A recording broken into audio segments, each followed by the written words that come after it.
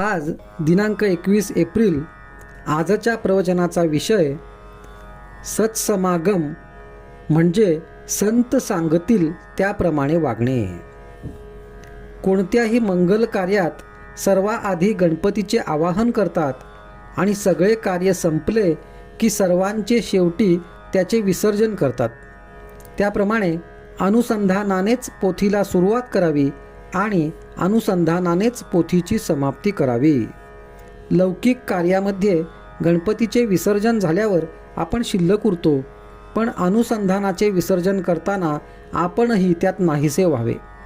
जसे ठेवायचे असेल तसे ठेवा, पण आपला विसर पडू देऊ नका एवढी भीक घालावी, अशी गुरुच्या चरणी प्रार्थना करावी. भगवंताला विसरून भजन करू नका. भगवंताची आठवण ठेवून भाजी जरी आणली तरी त्याचे श्रेय जास्त आहे. जगाच्या लाजेला भिवून भगवंताला अंतर देऊ नये. मी कोण याचा विचार करावा आणि तो करण्यासाठी मी नाही कोणाचा हे बघावे. मी आप्तेष्टांचा, बायका मुलांचा, आईबापांचा तर नाहीच, पण मी देहाचा आणि मनाचाही नाही असे करता करता जो राहील तो मी. खरे समाधान एकपणात आहे, अद्वैतात आहे. म्हणून द्वैताचा जनक जो अभिमान तो कमी कसा होईल हे पाहावे. याकरिता मी करता नसून देव करता आहे असे मानावे. सर्वानुभूती भगवत भाव पाहावा. सत्समागम करावा. सत्समागम म्हणजे सत्याचा समागम. सत्पुरुषाच्या वचनावर विश्वास ठेवून त्याप्रमाणे वृत्ती बनविणे हा खरा सत्समागम आहे. संतांवर अनन्य श्रद्धा ठेवा. त्यांच्या चालीने चाला. त्यांच्या समागमात दैन्य मानू नका. जे तुमची एकसारखी विषयातली नडच भागवतील ते संत नव्हेत. संत विषयाची आसक्ती कमी करतात. अशा संताला शरण जावे.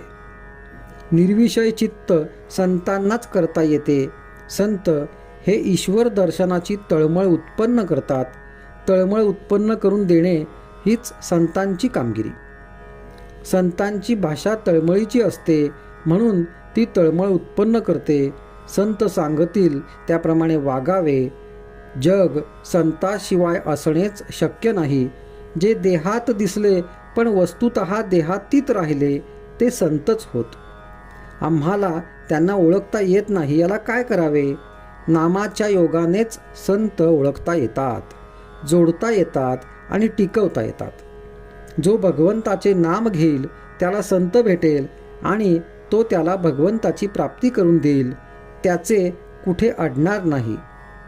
पण जो नुसत्या शब्दज्ञानाच्या मागे लागेल त्याला आसक्ती सुटणार नाही आणि त्याचे जीवन सार्थकी लागणार नाही. आजचा सुविचार. संताच्या पदरात पडले की तो आपली लाज राखतो.